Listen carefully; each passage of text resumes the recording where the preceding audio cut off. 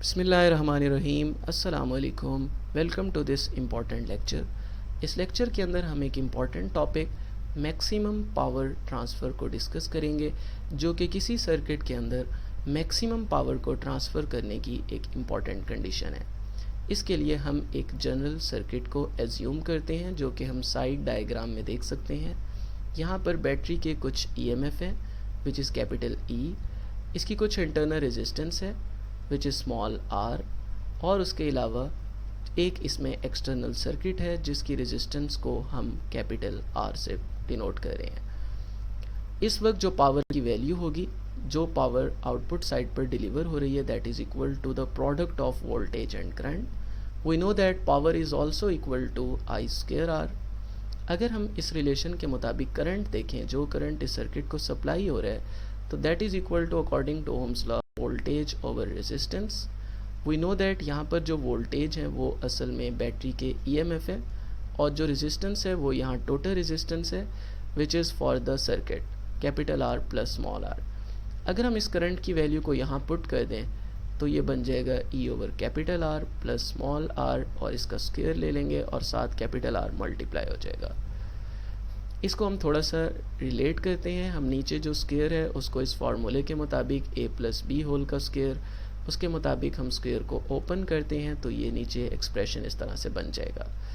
उसके बाद हम यहाँ पे एक स्टेप एक्स्ट्रा करते हैं, वो ये कि हम प्लस 2RR और माइनस 2RR करते हैं। मैथ का रूल है कि हम सेम वैल्यू को ऐड या सब्ट्रैक्ट कर सकते हैं, और इसमें जो माइनस 2RR वाली वैल्यू है which is in this sort cap R square plus small R square minus 2RR, इसको हम इस तरह से लिख सकते हैं आर माइनस आर स्क्वायर, और जो सिर्फ प्लस 2RR वाली वैल्यू है वो बच जाएंगी और वो 4RR बना देंगी।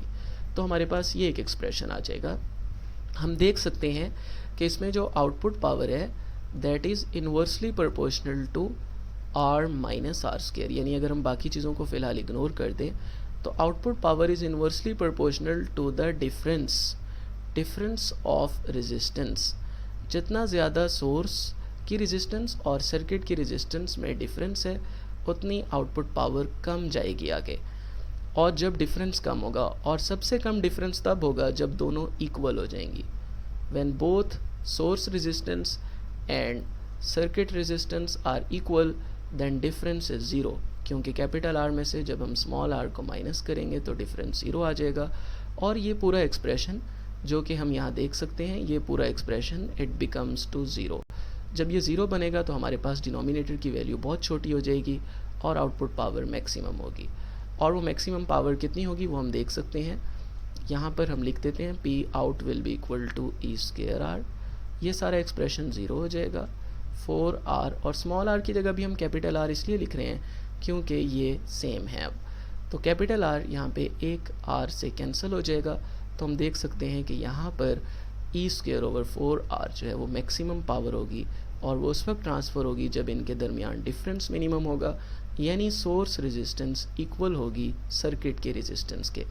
तो डिफरेंस को मिनिमम करने का एक तरीका तो ये है कि हम सोर्स की रेजिस्टेंस को बढ़ा दें, लेकिन आम तौर पे सोर्स जो है उसकी रेजिस्टेंस कम ही होती है क्योंकि वो एनर्जी को डिलीवर कर रहा होता है। तो दूसरा तरीका ये है कि हम सर्किट की रेजिस्टेंस को मिनिमम रखें। Thank you so much, that was all for this lecture. उम्मीद है वीडियो हेल्पफुल रही होगी। सो रिक्वेस्ट यू हमारे चैनल को सब्सक्राइब करें और बेल आइकन को ज़रूर क्लिक करें ताकि आपको आइंदा ऐसी यूज़फुल वीडियोस मिल सकें। Thank you.